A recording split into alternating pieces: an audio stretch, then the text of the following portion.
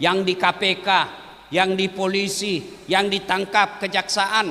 Apa ada mereka orang bodoh? Enggak, mereka rata-rata cerdas. Bahkan menteri, setingkat menteri agama pun ada yang ditangkap. Ya, apa mereka bodoh? Tidak. Apa? Akhlaknya kurang. Orang kalau tidak punya akhlak, Al-Quran menjelaskan mereka lebih hina dari binatang. Ada yang baru-baru ngomongkan 19.000 ekor sapi dipotong setiap hari. Pernah dengar? Pernah dengar kan? Sekarang berujung dengan pidana. Tapi kenapa bermasalah dengan hukum? Karena akhlaknya kurang. Di penjara masih makan ongkos. Orang di penjara tuh masih makan ongkos, dikasih makan 3 kali sehari. Bapak Ibu saudara-saudara sekalian teristimewa yang kita hormati, yang mewakili Kepala Dinas Pendidikan Jawa Timur Bapak Dr. Mustaqim SSMSI, yang insya Allah dimuliakan rahmati Allah Subhanahu wa Ta'ala. Beliau ini hebat sebab bisa mewakili kepala dinas, sementara kepala dinas tidak bisa mewakili Bapak. Alhamdulillah. Yang kita hormati Ibu Kepala Cabang Dinas Pendidikan Wilayah Madiun, yang juga insya Allah dimuliakan rahmati Allah Subhanahu wa Ta'ala. Juga semua yang hadir di tempat ini, teristimewa adik-adik taruna dan taruni yang insya Allah dirahmati Allah Subhanahu wa Ta'ala. Karena waktu terbatas, ibu-ibu juga saya hormati. Ini bahaya kalau ibu meras terkuat di bumi. Karena waktu terbatas, saya mau to the point saja beberapa yang saya mau sampaikan. 1. 1400 tahun yang lalu ada masyarakat sosial namanya masyarakat jahiliyah. Masyarakat ini sangat jelek. Begitu jeleknya struktur masyarakat jahiliyah, sampai sekarang tidak ada yang mau disebut jahiliyah. Nah, Dedek mau enggak kamu dibilangi jahiliyah betul kamu? Mau enggak? Enggak mau. Kenapa? Jelek itu jahiliyah. Apa ciri masyarakat jahiliyah waktu itu? 1, Tuhannya 4. Latta, Manat, Uzza, Hubal. 4 Tuhannya. Perempuan waktu itu, Bu, enggak ada harkat dan martabatnya. Perempuan zaman itu, adik-adik sekalian, dianggap aib. Kalau dia lahir, dianggap aib dalam rumah tangga. Maka banyak anak-anak perempuan lahir langsung dikubur hidup-hidup. Kenapa? Aib. Perempuan waktu itu, Bu, kerjanya hanya dapur, kasur, sumur. Sumur, dapur, kasur. Itu aja tempatnya. Kemudian apa lagi? Waktu itu ada yang disebut perbudakan. Budak itu beda dengan pembantu. Kalau pembantu, Bu, masih digaji. Budak hak milik, sama handphone. Kalian punya handphone, mau dibakar, mau dijual, mau dibanting, terserah, namanya hak milik. Begitulah waktu itu, ada disebut budak. Lalu Allah ingin memperbaiki struktur itu. Apa yang Allah turunkan? Bukan perintah haji, bukan perintah puasa, bukan perintah sholat. Tapi apa yang Allah turunkan pertama? Iqra, baca. Berarti adik-adik sekalian, kalau mau memperbaiki hidup ini, maka rumus pertama Iqra, baca. Sekarang diganti nonton. Nonton itu tidak terlalu membantu. Yang banyak membantu baca. Kenapa? Nonton bisa dimanipulasi. Nonton bisa ditipu, itu namanya hoax. Coba lihat di media sosial, muka-muka saya, suara-suara saya, tapi kontennya hoax. Apa dia jual? Obat kuat. Menghina saya, Bu. Kalau jual tasbih masih masuk, jual parfum oke. Obat kuat, saya ini masih kuat deh, masih bisa ceramah 5 kali sehari, masih kuat. Hoax. Maka adik-adik sekalian, budaya membaca mesti dikembalikan. Sayangnya anak-anak Gen Z, generasi Alpha, sekarang ini malas membaca. Yang dia handalkan scroll. Kalau mau sukses, baca. Iqra. Ali bin Abi Thalib, sahabat Nabi yang Nabi sendiri mengakui ada 4 sahabatku, tapi yang paling cerdas Ali bin Abi Thalib. Pernah ditanya, ya Imam, kalau kau disodorkan antara harta dengan ilmu, kamu pilih mana? Adik-adik ini taruna, kalau saya kasih kau iPhone 17 Pro dengan kitab Durratun Nasihin, kau pilih mana? Kitab. Pandai juga kau, sudah pencitraan kayak politisi. Pasti pilih apa? Kalau kau disuruh pilih uang dengan harta dengan ilmu, pilih mana? Banyak yang pilih duit. Ali bin Abi Thalib kata, kalau saya disuruh pilih antara harta dengan ilmu, saya pilih ilmu. Kenapa pilih ilmu ya Imam? Ada 3 kelebihan ilmu dibanding harta. Apa itu? 1, harta setengah mati kamu jaga, ilmu dia yang jaga kamu. Adik-adik punya duit 5 juta, kau masuk di balik kaleng-kaleng, masukkan di kaleng-kaleng, segitu kaleng kau gembok. Sudah itu kau masukkan lemari, gembok lagi lemarimu. Berapa sudah gemboknya? Berapa gemboknya? 2. Keluar kamar gembok lagi. Berapa gemboknya? 3. Keluar rumah gembok lagi. Berapa gemboknya? 4. Keluar pagar gembok lagi pagarnya. Berapa gemboknya? 5. Sampai di sekolah hilang gemboknya, hilang kuncinya. Setengah mati kamu jaga. Sementara harta, ilmu, harta kamu yang jaga, ilmu dia yang jaga kamu. Mana buktinya?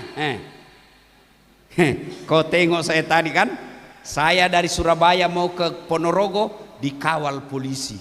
Niung, niung, niung, niung, niung, niung. Kenapa? Apa karena saya gagah? Tidak. Apa karena saya pejabat? Bukan. Kenapa? Ada ilmu. Coba saya tadi disambut, dikasih kalung, dihormat. Padahal saya tidak gagah. Lebih gagah kalian daripada saya. Saya mau contoh ini bagaimana cara kasih perut kecil seperti itu tadi. Masya Allah. Sudah dari tadi saya lihat dia bagaimana caranya, ini kecil betul perutnya. Kalian lebih gagah dari saya, tapi saya penuh pesona. Mana buktinya? Kau mau foto sama saya toh? Maka ilmu angkat derajatnya. Dengan ilmu kamu yang dijaga, harta kamu yang jaga dia. Yang kedua kelebihan ilmu kata Ali, harta belum tentu kau bisa dapat ilmu, tapi ilmu kamu bisa dapat harta. Adik-adik di kampung, ini cerita benaran ini di kampung saya. Pak Kepala Sekolah ada di kampung saya kaya, tapi tidak ada sekolahnya Pak. Waktu itu ada namanya wartel, sekarang tidak ada lagi wartel, warung telepon. Masuk dia di wartel Pak, langsung dia ambil catat nomor HP bapaknya, anaknya. Dia telepon anaknya di Makassar, dia telepon, dia simpan itu nomornya, dia teriak, halo bapakmu nak, halo bapakmu nak. Dia tidak pencet dulu. Saya bilang, Haji pencet dulu nomornya. Sudah itu barulah dia bilang, kalau gitu kaulah yang ngajar saya. Saya pencetkan nomornya. Sudah dia telepon, yang di mulut dia simpan di telinganya, yang dia telinga disimpan di mulutnya. Halo, halo. Saya bilang, Pak Haji, terbalik Pak Haji, terbalik Pak Haji. Dia bilang lagi, loha, loha. Astagfirullah, bukan halonya terbalik. Ini ada duit tapi tidak punya ilmu. Dia masuk lagi ke mall. Tahu mall ada ya? Masuk di mall, dia lihat tangga lift. Tahu tangga lift yang naik turun itu? Begitu dia masuk, dia lihat ada tulisan open. Besar sekali pembikin kuenya, karena di kampung pembikin kue open Bu. Dia bilang, besarnya pembikin kuenya. Tiba-tiba ada orang Tionghoa mau masuk. Dia teriak, jangan masuk, panas. Masuk ini orang Tionghoa, tertutup pintu. Selang beberapa saat keluar orang Papua. Dia bilang, saya sudah bilang jangan kau masuk, hangus kau. Padahal lain yang masuk, lain yang keluar. Inilah kalau ada duit tapi tidak punya ilmu.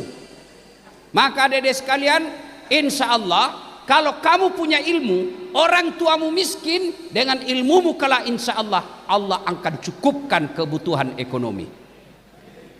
3 kelebihan ilmu. Apa kelebihan ilmu? Yang ketiga, insya Allah dengan harta kamu belanjakan berkurang. Dengan ilmu kamu belanjakan bertambah. Contoh, saya punya duit 5 juta. Saya kasih ke teman saya 2.500.000. Duit saya pasti berkurang, tinggal 2,5 juta. Tapi ilmu kalau saya kasih ke orang lain pasti bertambah. Saya tahu ilmu Al-Fatihah, saya ajarkan kepada sedulur-sedulur. Apakah setelah sedulur-sedulur hafal Al-Fatihah saya hilang? Tidak mungkin. Sudah hafal, sudah Al-Fatihah. Mana Al-Fatihahku? Tidak mungkin. Berarti dengan Al-Fatihah ilmu saya nambah.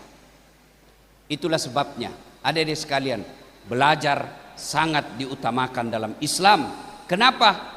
Karena Allah janjikan, yarfa'illahu alladhina amanu minkum walladzina utul ilma darajat. Niscaya Allah mengangkat berapa derajat di antara kalian, orang yang beriman dan berilmu pengetahuan. Nabi pernah bersabda, man arada dunya fa alaihi bil ilmi wa man arada al akhirat fa alaihi bil ilmi wa man aradahuma fa alaihi bil ilmi. Siapa yang menghendaki dunianya, hendaklah dengan ilmu pengetahuan. Siapa yang menghendaki akhiratnya, hendaklah dengan ilmu pengetahuan. Bahkan siapa yang menghendaki dunia akhiratnya, hendaklah dengan ilmu pengetahuan. Maka adik-adik sekalian, belajar adalah syarat utama kalau Anda ingin mendapat kejayaan dunia sampai akhirat. Tapi apakah dengan ilmu cukup? Tidak. Poin kedua yang saya sampaikan, akhlak. Adik-adik, ada yang baru-baru ngomongkan 19.000 ekor sapi dipotong setiap hari. Pernah dengar? Pernah dengar kan? Sekarang berujung dengan pidana. Apa dia bodoh? Enggak, profesor Pak. Apa dia punya ilmu? Enggak, punya ilmu. Tapi kenapa bermasalah dengan hukum? Karena akhlaknya kurang. Coba lihat orang-orang adik-adik sekalian yang di penjara, yang di KPK, yang di polisi, yang ditangkap kejaksaan. Apa ada mereka orang bodoh? Enggak, mereka rata-rata cerdas. Bahkan menteri, setingkat menteri agama pun ada yang ditangkap. Ya, apa mereka bodoh? Tidak. Apa? Akhlaknya kurang. Orang kalau tidak punya akhlak, Al-Quran menjelaskan mereka lebih hina dari binatang. Tahu binatang adik-adik? Tahu binatang? Kakak saya di kampung jual beli kambing. Tahu kambing kan? Itu Pak Kadis, bapak kakak saya kalau jual kambing, ada kambingnya nakal, suka ganggu seruduk temannya. Dia panggil penjaganya, bawa ke pasar, jual. Sampai di pasar tidak ada yang beli, bawa pulang. Potong, dagingnya jadi sate, isi perutnya jadi soto.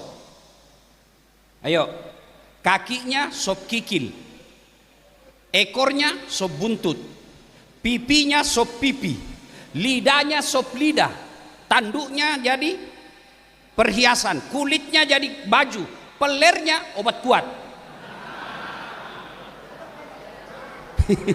Ayo, semua digunakan.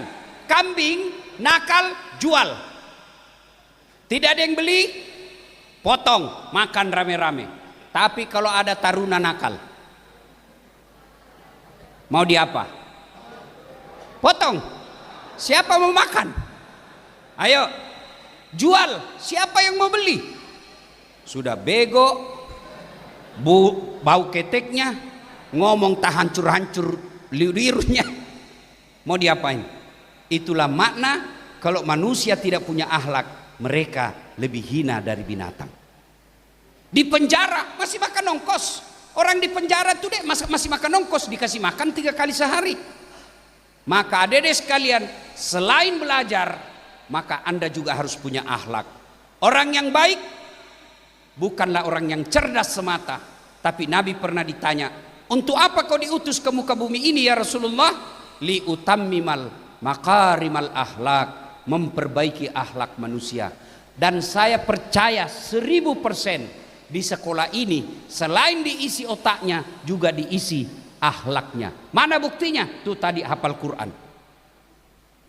Adik-adik sekalian, kecil buat Allah kasih kau dunia. Kalau dunia kau punya ilmu, punya akhlak yang baik, kecil buat Allah kasih kamu dunia. Kecil. Dedek, Dek, siapa yang punya dunia? Siapa yang punya dunia? Siapa? Allah. Mustahil dunia dalam genggaman kalau yang punya dunia kau tinggalkan. Pegang baik-baik. Mustahil dunia dalam genggaman kalau yang punya dunia kau tinggalkan. Contoh, saya akrab dengan Pak Kepala Sekolah. Saya datang ke Madiun. Pak Kepala Sekolah, saya ada di Madiun ini, mau keliling-keliling, cari-cari makanan enak di sini. Tapi masalah saya tidak ada mobil, Pak Kepala Sekolah. Apa kata Kepala Sekolah? Tenang Pak, sebentar, tunggu saja Pak. Kepala Sekolah telepon Wakil Kepala Sekolah. Pak Wakil, ada Pak Ustadz itu datang. Beliau butuh mobil. Siap Pak Kepala Sekolah. 30 menit kemudian datang Wakil Kepala Sekolah. Pak Ustadz, ini kiriman Pak Kepala Sekolah, beliau lagi di Jakarta. Ini kiriman mobil, silakan dipakai selama Ustadz di Madiun. Ini serta ini full bensin, ini juga ada pembeli oleh-oleh. Contoh aja ini Pak, Bapak baru contoh sudah. Sudah. Selesai urusan saya dengan mobil. Kenapa? Saya akrab sama yang punya mobil. Sebaliknya, adik-adik sekalian, ada dari Sulawesi Selatan, tidak pernah ketemu kepala sekolah, tidak pernah teman, tidak pernah kenalan, tidak pernah lihat wajahnya, tidak pernah dengar namanya, tiba-tiba telepon. Assalamualaikum Pak Kepala Sekolah, saya lagi ada di Madiun, boleh pinjam mobil? Siapa ditelepon Kepala Sekolah? Siapa? Kapolsek, polisi, tangkap dia, pencuri itu pasti. Tidak kenal kok tiba-tiba punya mobil. Begitu juga dengan Allah. Kamu tidak pernah ketemu Allah, tidak pernah sholat, sholatmu cuma hari Jumat, itu pun paling terlambat datang, paling cepat pulang. Orang khotbah kau tidur, tiba-tiba ada masalah dalam sekolah ini. Ya Allah, capek sudah saya hadapi hidup ini, ya Allah, tolonglah saya ya Allah, capek sudah hadapi hidup ini. Allah berfirman, malaikat, karena dia sudah capek hadapi hidup, cabut nyawanya. Maka dedek sekalian, akhlak itu bisa didapati dalam sholat. Kok betul Ustaz, sholat mengajarkan akhlak? Akhlak pertama dalam sholat, sifat paling Allah benci, sombong. Bapak-bapak kepala sekolah, bapak ibu para guru sekolah, apakah sombong itu pakai barang mahal?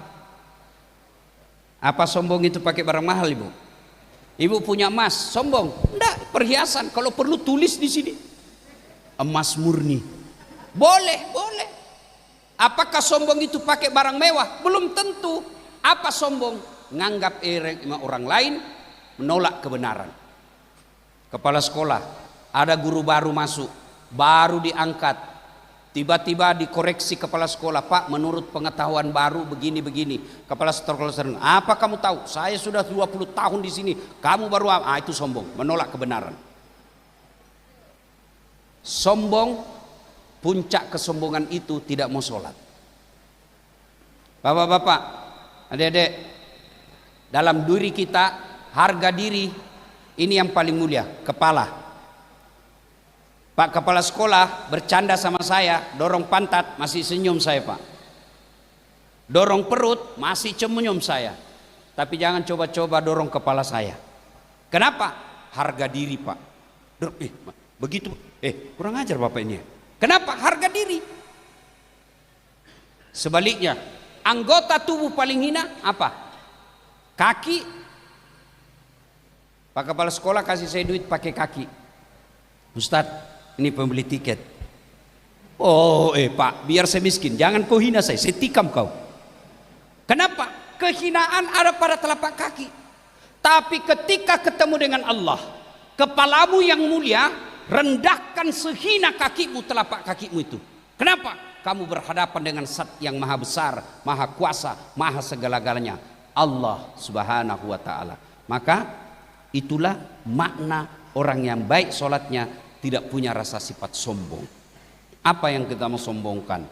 Di dalam sini apa yang kita mau sombongkan? Ini sekalian, kepala sekolah mau sombong? Tergantung kepala dinas. Kalau kepala dinas tidak senang, wabillahi taufiq wal hidayah, ganti lagi. Apa yang kita mau sombongkan? Tidak ada Pak. Ustadz Dasat mau sombong karena viewernya sudah lebih 500 juta. Apa kau mau sombongkan Dasat? Apa kau mau sombongkan? Saya bisa ceramah karena ada penonton. Bayangkan kalau saya ceramah di sini deh 2 jam berapi-api, tidak ada yang nonton. Lewat, sudah lama beleng-beleng itu Ustadz itu. Iya toh. Apa yang kita mau sombongkan? Nah, orang yang baik akhlaknya, orang berilmu itu potensi punya kesombongan. Maka dedek sekalian, besok lusa ketika kalian sudah menjadi punya jabatan dan martabat, jangan membuat kamu sombong. Datanglah ke sekolahmu, muliakan sekolahmu, hormati guru-gurumu. Itulah wujud kamu punya akhlak mulia. Yang ketiga, adik-adik sekalian, poin yang ingin saya sampaikan, tidak ada orang tidak ada masalahnya.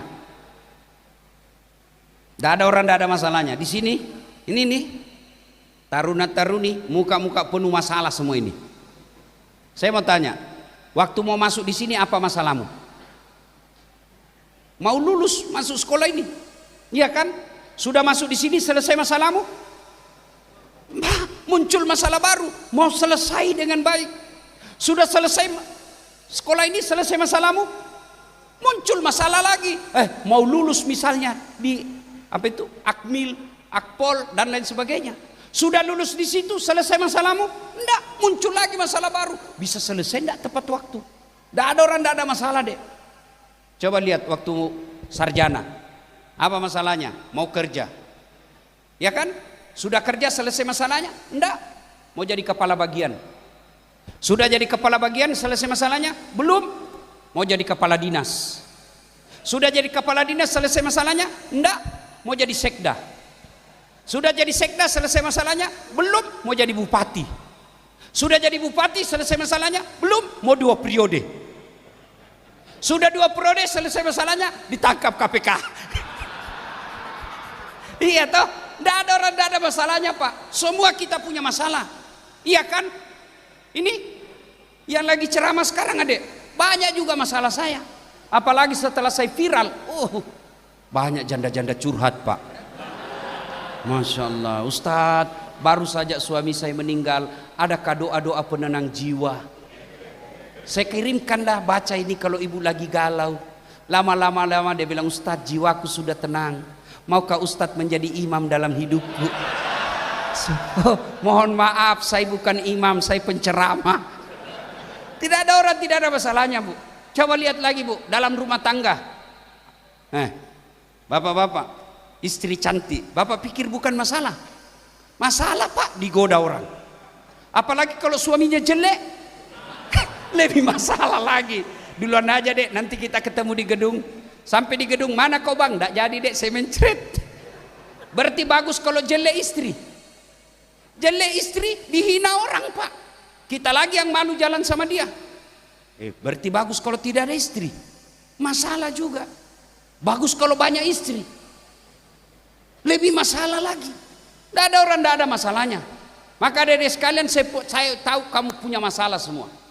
Maka ketika punya masalah, Allah punya resep 2.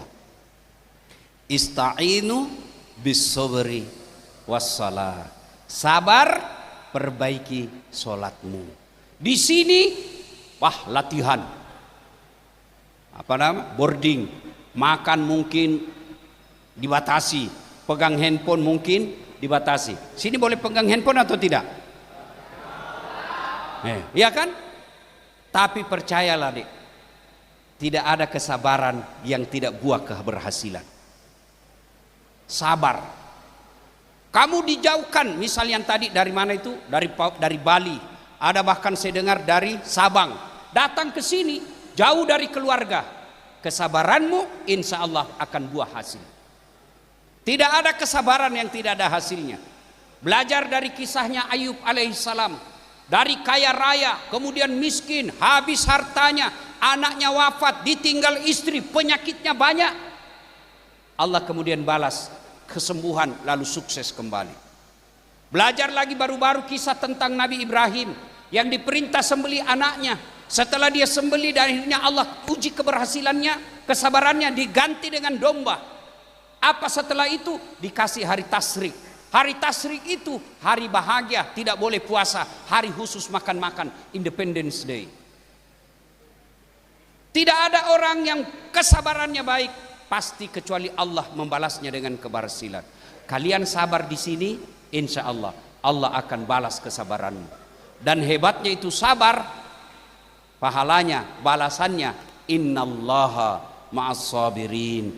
Allah bersama orang-orang yang sabar. Yang kedua, kalau mau sukses dalam belajarmu adalah sholat. Sholat, adik-adik sekalian. Apa alasan tidak mau sholat? Coba bilang. Syukur-syukur kalau di sini berjamaah. Berjamaah sini. Alhamdulillah. Coba lihat. Insya Allah, kalau baik sholatmu, Allah akan berikan apa yang kamu mau. Saya tidak dikasih apa yang kamu mau. Nah, ini poin keempat yang saya ingin sampaikan. Adik-adik, tamat SMA dulu saya daftar Akabri. Akabri. Dulu belum pisah polisi dengan tentara. Namanya Akabri. Saya daftar Akabri. Tes fisik tidak lulus. Kenapa? Ceper. Tinggiku tidak cukup. Saya protes kepada Allah waktu itu dalam doa. Ya Allah, kenapa kau tidak luluskan saya? Kenapa tinggiku kurang? Kau tidak rugi jadi Tuhan kalau kau tambah 1 senti. Saya protes. Teman saya lulus, Pak. Itu kemarin saya post di IG saya. Ada kawan saya sebelah kiri saya itu, sekarang pangkatnya dia lulus waktu itu AKBP. 2 bunga. Pakai baret merah. Reserse. Saya tidak lulus waktu itu. Saya jadi ustadz. Dia pakai baret merah, saya pakai baret putih. Alhamdulillah dengan baret putih saya pakai ini, mulai baret merah sampai baret hitam saya ceramai semua. Apa ya? Sangka baik. Andai saja saya lulus waktu itu, sampai sekarang barangkali masih setengah mati hormat. Datang komandan, siap komandan. Datang gubernur, siap gubernur. Datang presiden, siap pak presiden. Sekarang saya jadi ulama, mereka semua yang hormat sama saya. Maka adik-adik sekalian, ketika kamu sudah belajar dengan baik, sudah tingkat kesabaranmu baik, sholatmu baik, kamu datang ke sini, mau jadi tentara, mau jadi polisi, mau jadi apa saja, ternyata Allah tidak kasih, percaya apa yang kamu minta tidak baik. Dulu gagal tentara, saya daftar kedokteran. Saya ikut bimbingan tes. Saya sholat tahajud 40 malam berturut-turut. Saya nasar puasa 7 hari kalau lulus. Begitu pengumuman tidak ada namaku. Saya ulang lagi tahun berikutnya, tetap tidak lulus. Ulang lagi berikutnya, tetap tidak lulus. Andai saja boleh 5 kali saya tes. Ternyata begitulah cara Allah menghalangi saya. Tidak lulus saya kedokteran. Saya lulus sospol, ilmu komunikasi. Saya tahu jawabannya. Setelah saya kuliah di komunikasi, saya pulang sekolah kuliah, terjadi tabrakan di depan Universitas Al-Ghazali, sekarang Universitas Islam Makassar. Tabrakan, berceceran darah di aspal. Dia yang tabrakan, saya turun tolong. Saya yang hampir pingsan. Kenapa? Saya tidak bisa lihat darah sampai sekarang. Biarpun di WhatsApp lihat orang tikam atau langsung pening, seolah-olah Allah ingin berkata, Das'at, bagaimana kau mau jadi dokter? Kau tidak bisa lihat darah. Temanku yang lulus dokter waktu itu tugas di Kepulauan Aru. Mau lebaran saya telepon, dok, pulang ke lebaran? Tidak Pak Ustadz. Rugi-rugi kau cari-cari uang jauh-jauh tahu tidak lebaran sama orang tuamu. Kenapa tidak pulang? Mahal tiket. Dalam hati saya, alhamdulillah, untung saya tidak jadi dokter. Saya tidak pernah pusing soal tiket. Kemana-mana saya gratis. Dan hebatnya bisnis kelas. Hebatnya lagi pergi tidak bawa uang, pulang. Maka sangka baik, jangan pernah sangka buruk. Ternyata temanku yang jadi dokter, saya jadi dokter juga, tapi bukan dokter fisik, dokter psikis. Mengobati orang-orang yang rusak jiwanya. Maka adik-adik sekalian, kalian sudah tes fisik, sampai itu perut kepis, ini otot baja, sudah makan, pokoknya bagus sekali. Kamu tes, ternyata apa yang kamu mau tidak Allah kasih, berarti bukan di situ yang terbaik.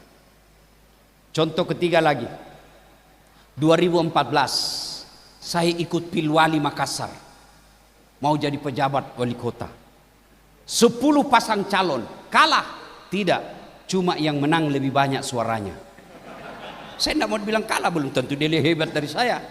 Ternyata Allah tahu kamu tidak cocok jadi pejabat, cocoknya jadi ustadz. Alhamdulillah. Maka adik-adik sekalian, belajar, jangan pernah putus asa. Putus asa adalah sifat orang-orang fasik. Sebaliknya, orang yang optimis itulah sifat orang beriman. Tidak diberikan apa yang kita mau, percaya apa yang kita minta tidak baik. Coba adik-adik sekalian, saya kasih contoh. Hari ini saya berdoa, ya Allah berikan saya pesawat pribadi ya Allah, supaya saya bisa ceramah kemana-kemana. Lebih enak saya ceramah ya Allah. Ternyata Allah kabulkan doa saya minggu depan. Betul, minggu depan saya punya pesawat. Kan bingung saya, di mana saya mau parkir, bagaimana bayar apturnya, bagaimana bayar pilotnya. Maka Allah cukup, tidak usah kau punya pesawat, cukup mobil, hanya mobil yang kau lebih baik buatmu. Maka adik sekalian, sangka baik. Kalau sudah nanti kelas 3 ikut daftar sesuatu sekolah kedinasan, ternyata Allah tidak kabulkan, percayalah apa yang kita minta itu tidak baik buat kita. Maka adik-adik sekalian, insya Allah titipan khusus saya, ayo belajar. Apa janji Allah bagi orang yang belajar? Yarfa'illahu alladhina amanu minkum walladhina utul ilma darajat. Coba lihat nih, bapak-bapak yang hadir di sini. Coba, kenapa beliau duduk di sini? Apa karena gagah? Apa karena anak pejabat? Apa karena kaya? Bukan, tapi karena ilmu. Maka benahi, insya Allah Allah angkat derajat kita. Dengan catatan, setelah punya ilmu jangan sombong. Dan puncak kesombongan itu melalaikan sholat 5 waktu. Poin yang kelima, adik-adik sekalian, setinggi apapun cita-citamu, kalau mau sukses, rahasia lagi setelah sholat sabar adalah birrul walidain. Berbuat baiklah kepada kedua orang tuamu. Kalau kau berdoa dalam sholat 5 waktumu, ya Allah wujudkan cita-citaku, ya Allah wujudkan harapan dan impianku supaya saya bisa bahagiakan orang tuaku. Tidak usah kau bilang ya Allah supaya saya bisa melamar pacarku. Adik-adik, untung saya ingat, jangan percaya itu pacar-pacaran. Ini yang ahwat nih, yang di atas taruni, jangan kau percaya itu cowok kalau dia lagi jatuh cinta. Gunung kan kudaki, lautan ku seberangi, hujan aja kau lari. Kemanapun kau pergi aku akan mengikutimu. Minum kopi aja kau tiup. Maka sekolah yang baik, belajar yang baik, Allah akan pertemukan kamu jodohmu yang terbaik. Bapak saudara-saudara sekalian, banyak yang ingin kita sampaikan, tapi waktu jualah yang membatasi kita. Terima kasih atas sambutan yang luar biasa. Terima kasih atas sambutan yang hangat. Mudah-mudahan Bapak Ibu sekalian, di tempat ini Allah angkat derajat Bapak Ibu sekalian. Ada yang saya lupa. Itu tadi buat anak-anak sekolah kita. Sekarang buat guru-guru. Bapak-bapak, ibu-ibu guru, bapak-bapak ya. Ibu-ibu, kalau ibu meninggal siapa yang doakan ibu? Siapa? Suami. Jangan harap bu kawin lagi. Siapa yang doakan? Anak. Anak dalam Islam untuk bukan sekedar yang dilahirkan dari rahim. Ini anak-anak kita bu. Bayangkan di sini ada 300 anak didik kita. Ada di antara mereka yang 5 orang, 10 orang jadi ulama. Ada yang mereka menjadi pejabat yang baik. Dia bikin perda yang mensejahterakan rakyat. Maka selama anak itu jadi orang baik, guru-gurunya dapat pahala. Itu yang disebut amal jariah. Saya tidak disenang sama wali kota, masih ada pilihan saya. Apa? Pensiun dini. Saya merantau ke Jawa Timur tidak nyaman, ada pilihan saya. Apa? Balik lagi ke Makassar. Ya kan? Saya tidak disenang sama istri saya, ada pilihan. Ada Pak, 2, tambah atau cerai. Tapi kalau masuk kubur ada pilihan. Masuk kubur ada pilihan? Tidak ada. Tinggal kamu di situ. Senang tidak senang, tinggal kau di situ. Tapi ada 3 amal yang mengalir meskipun kita sudah jadi bangkai. Apa itu? 1, anak yang soleh dan soleha. Inilah anak didik kita. 2, harta yang telah kita sedekahkan. Harta yang disedekahkan tidak selalu duit. Ilmu diantaranya adalah sedekah. Yang ketiga, ilmu yang bermanfaat. Di sekolah inilah 3-tiganya berkumpul. Anak yang soleh dan soleha, harta yang disedekahkan, dan ilmu yang bermanfaat. 3-tiganya berkumpul di sekolah ini. Maka rugi Bapak Ibu guru kalau tidak menjadikan tempat ini sebagai ladang untuk memperbanyak dan memperkaya amal jariah. Demikian, mudah-mudahan ada manfaat. Lebih dan kurangnya mohon dimaafkan. Usikum wa nafsi bitaqwallah. Fastabiqul khairat. Assalamualaikum warahmatullahi wabarakatuh.